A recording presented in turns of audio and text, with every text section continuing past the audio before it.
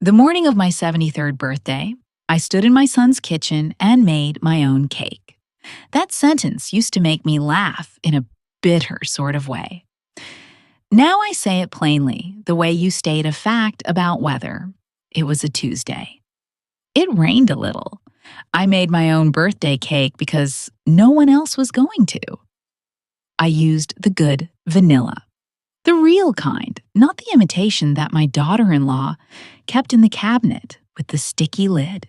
I found it pushed behind a jar of protein powder and a bottle of fish oil that had probably expired 2 years ago. I creamed the butter and the sugar by hand because she didn't like me using the stand mixer. She said I always left residue on the bowl. I never left residue on the bowl, but I used a wooden spoon and I didn't say a word about it. The cake was yellow, 2 layers with buttercream frosting. My husband used to say it was the best thing I made. He passed 6 years ago, and sometimes when I bake that cake, I can still hear him scraping the bowl clean when he thought I wasn't watching. I put it on the counter to cool. I showered, got dressed, put on the small pearl earrings he gave me on our 35th anniversary. I came back downstairs and I waited. My son left for work at 7:15 without saying a word to me. Not good morning, not anything. My daughter-in-law came through the kitchen in her workout clothes at 8, looked at the cake on the counter and said, "Oh, are we having people over?" I said, "No, it's just for us." She opened the refrigerator, took out her meal prep container, and left the room. That was my birthday. I want you to understand something before I tell you the rest of this story. I am not a woman who asks for much.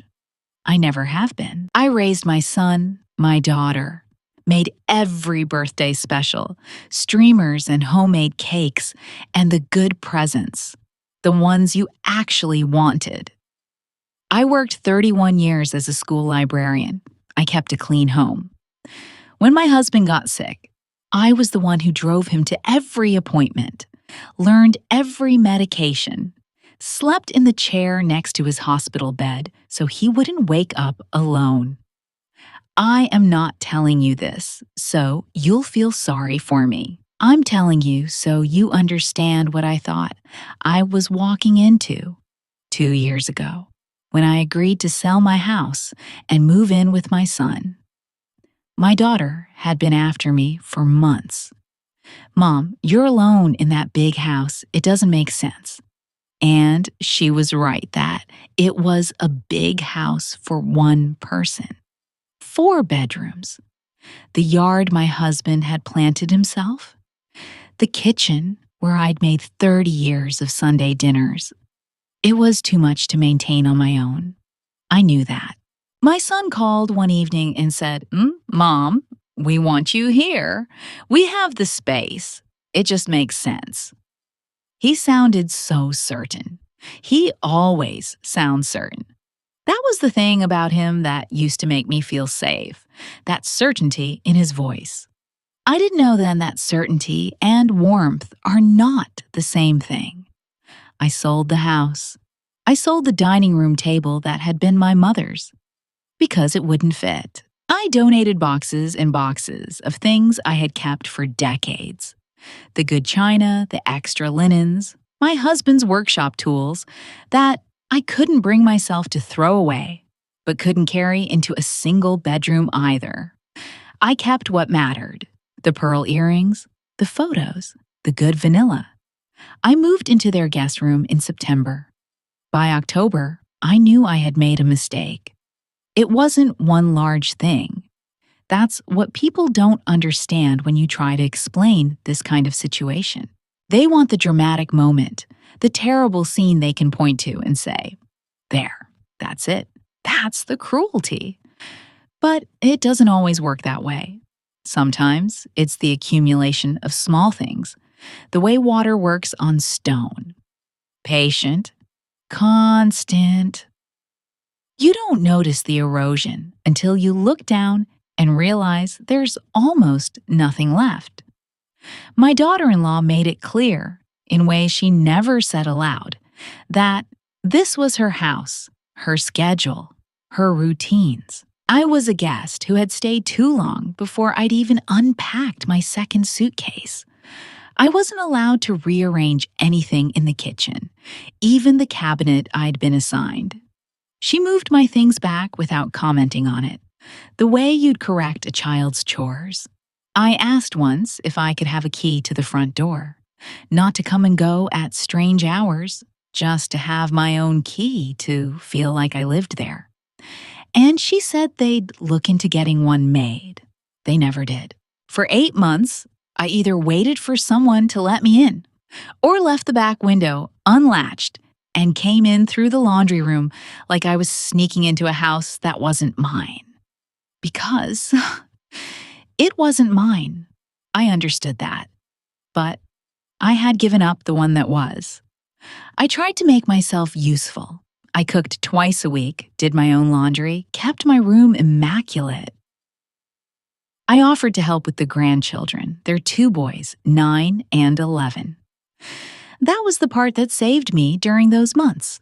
The boys would come home from school and find me in the guest room reading, and they'd knock on the door and ask me questions about history, about words they'd found in books, about whether I thought aliens were real. I always gave them the full answer. I treated their questions like they deserved serious consideration, because they did.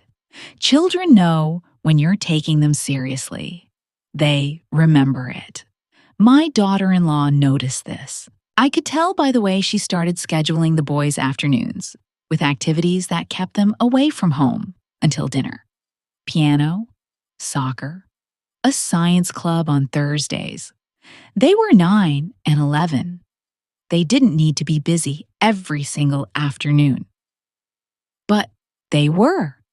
I stopped seeing them as much. I tried to talk to my son 3 times about how I was feeling. Once in November, once in January, once in March. The first time, he listened, nodded, and said, "Mom, she's just particular about her space. You'll get used to each other." As if we were 2 cats who needed time to adjust. The second time, he said, "I don't think she means anything by it. You might be reading into things." He said this kindly. That was almost worse than if he'd been dismissive. He said it with such genuine belief in his own version of events that I started to wonder, briefly, if he was right. Maybe I was reading into things. Maybe I had become oversensitive in my old age, prickly and difficult, the way people sometimes do. I lay awake that night, running through specific incidents, trying to determine if I was inventing grievances. I wasn't. But the fact that I had to check told me something about what those months had done to my sense of myself. The third time, in March on a Sunday evening, I said, I need to feel like I belong here. I need a key. I need to be able to use the kitchen without asking. I need to feel like this is also my home. I had rehearsed those sentences. I said them clearly, without crying, which cost me something. My son looked uncomfortable. He looked at the wall behind my shoulder. He said, "We'll talk about it." He didn't look at me when he said it. He looked at the wall, and I knew that we were not going to talk about it. I called my daughter that night. She lives in Colorado, 4 hours behind me. So it was early evening for her. She picked up on the second ring the way she always does and said, "Mom, what's wrong?" before I'd said anything, because she knows me that way. I told her everything. I had been downplaying it for months, giving her the edited version because I didn't want her to worry, didn't want to cause conflict between her and her brother. That night, I told her all of it. The key, the kitchen, The boys' schedules suddenly full. My son's face when I tried to tell him. She was quiet for a long time. Then she said, "Mom, you need to leave." I said I didn't know where I would go. My house was sold. I had some money from the sale, but I'd put a portion into their mortgage. My son had asked, and I'd agreed, because it seemed like the right thing to do when family asks, because I believed we were building something together. I had enough left to rent an apartment. I had been afraid to use it that way. Spending money on rent felt like defeat somehow, like an admission that I had nowhere to truly belong. My daughter said, "Paying rent for a place that's yours is not defeat, Mom. What you're doing right now, that's not living." She was right. I knew she was right before she said it. I had known for months. But sometimes you need someone who loves you to say the true thing, plainly, before you can let yourself hear it. I started looking at apartments the next week. I didn't tell my son or my daughter-in-law. I looked during the day, while they were at work and the boys were at school. I found a complex about 20 minutes away. 2 bedrooms, second floor, a little balcony that faced east. The bedroom was smaller than I wanted, but the kitchen was good, with a window above the sink that looked out at a courtyard with a large oak tree. I stood in that kitchen for a long moment during the showing, looking at that tree, and I thought, I could make the cake here. I could use the stand mixer here without asking anyone's permission. I signed the lease on a Thursday. I planned to tell my son that weekend.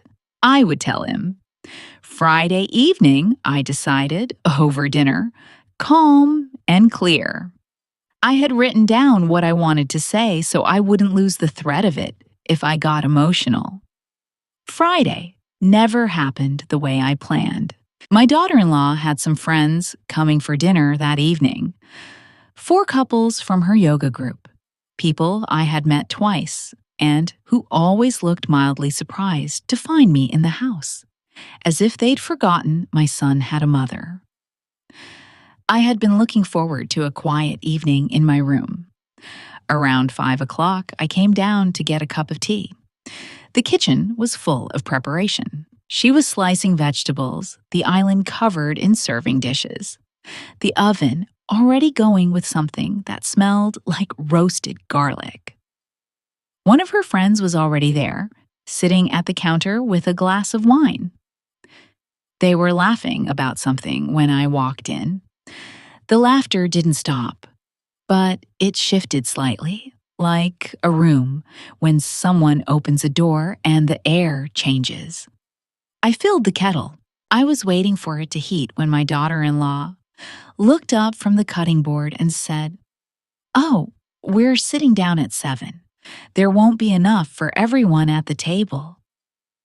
I thought I had misheard her. I turned around. I said, "I'm sorry." She didn't look up from the vegetables. She said, "There are 10 of us, and I only set for 10. You can fix yourself something after. There'll be plenty of leftovers." The friend at the counter kept her eyes on her wine glass. I stood there for a moment. The kettle hadn't boiled yet. I thought about my son, where he was. Upstairs, getting dressed, probably. I thought about going to get him. I thought about saying something. I thought about the 11 months I had spent making myself small and quiet and useful and undemanding. I thought about the key they had never made for me, the cabinet I wasn't allowed to rearrange, the boys' afternoons that had been filled up until there was no room left for me in them. I turned off the kettle. I went upstairs. I had 3 bags and 4 boxes. I had quietly accumulated them over the past 2 weeks in preparation for moving. I started putting things into them, methodically, without rushing, the way I approach any task. My clothes, the photo albums, the pearl earrings that were already in my ears, the good vanilla, which was mine, which I had brought from my own kitchen in my own house, my books, which filled 2 boxes on their own. I heard dinner start downstairs, the voices, the clink of glasses, the particular festive noise of people who feel entirely at home. I kept packing. It took me 3 trips to my car. On the second trip, my son was in the hallway, coming from the living room with a bottle of wine in his hand. He looked at the box in my arms. He looked at my face. Something passed across his expression, surprise maybe, or the beginning of understanding. He said, "Mom." I said, "I signed a lease on Thursday. I'll send you the address." I walked past him to the front door. He didn't follow me. On my third trip, I passed through the kitchen. My daughter-in-law was at the stove. Her friend had been joined by 3 others, the table visible through the doorway. Everyone seated, everything lovely. She turned and saw me with the box. Her mouth opened slightly. I looked at her for a moment. I thought about everything I could say. Every true sentence I had stored up over 11 months. Every quiet injury. I thought about the specific weight of being told you'll eat after everyone else in a house you helped pay for. I didn't say any of it. I looked at her for exactly as long as it took to understand that she knew what she had done, and that she had known all along, and that knowing had not changed anything. Then I walked out. I drove to my new apartment with what fit in the car. I sat on the floor of the empty living room. No furniture yet, just bare floors, and that window above the kitchen sink. And I ate crackers from a sleeve I'd packed in my purse. And I cried for a little while. Not from grief exactly, more like release. The way you exhale after holding your breath for a very long time, without realizing you were doing it. My daughter flew in 2 weekends later and helped me move the rest. She brought houseplants she'd shipped ahead and a new set of kitchen towels in a color she said reminded her of my old house. We set up the kitchen first, the way I always do. She found a spot for the stand mixer on the counter. She didn't ask anyone's permission. The boys called me, both of them, separately, within the first week. The younger one on a Sunday evening, the older one 3 days after. The younger one said, "Grandma, why did you move away?" And I told him the truth in a way that was appropriate for 9 years old, that I needed my own space, my own home, and that it didn't mean I loved him any less, not by a fraction. He said, "But you'll still come to my games, right?" I told him, absolutely. The older one called and said less, but stayed on the phone longer, which is how he shows things. I told him I expected him for lunch sometime soon. He said, okay, like he was trying not to sound too eager, which made me smile after I hung up. My son called after 2 weeks. He said he didn't know things had gotten so bad. I thought about the 3 conversations I tried to have with him, the way he'd looked at the wall behind my head, the months of evidence I had offered him that he had chosen not to examine. I decided not to say all of that. I said, "I know, I believe you." I let that be enough for now. We are not repaired, but we are in contact, which is a start or it isn't. And I've decided that's something only time will answer. My daughter-in-law has not called. I did not expect her to. What I did not expect was the attorney's letter. About a month after I moved out. Years ago, when my husband and I had done our estate planning, we'd made certain arrangements. The house, the savings, A small fund that had grown over the years that we'd intended to leave split between our two children. After I moved in with my son and put money towards their mortgage, I had amended things somewhat in his favor. The letter was from my attorney asking me to come in to review my documents since it had been some time. I went in, I sat across from my attorney, a practical woman who does not waste words, and I looked at the documents. And I thought about 11 months of living like a guest in a house I'd helped buy. I thought about the key that was never made. I thought about being told to eat after everyone else. I made some changes. My daughter does not know the specifics and doesn't need to. What she knows is that I called her after the appointment and told her I had come from the attorney's office and that I thought everything was in good order. And she laughed and said, "Good." And then she asked if I'd used the stand mixer lately. I told her I'd made the yellow cake twice. Once for myself, because I'd wanted it. Once for the boys, who came for lunch on a Saturday. Both of them, the younger one talking the whole time, the older one eating 2 large slices, and then asking quietly if he could take a piece home. I said, of course. I wrapped it carefully. I put it in a bag that I tied at the top. I have a key now. I have 2 keys. One on my regular keyring, one on the hook by the door. I can come and go exactly as I please. I can use the stand mixer. I can rearrange every single cabinet, and I have twice, looking for the best arrangement, the one that makes the most sense for how I cook. The oak tree in the courtyard is starting to leaf out now that spring is here. I can see it from the sink when I'm washing up. Some mornings I get up early and make tea and stand there watching the light come through the branches. And I think about how strange it is that losing the thing you thought you needed turned out to be how you found the thing you'd been missing. I'm not sure I can tell you exactly what I was missing. Not company, exactly. Not safety.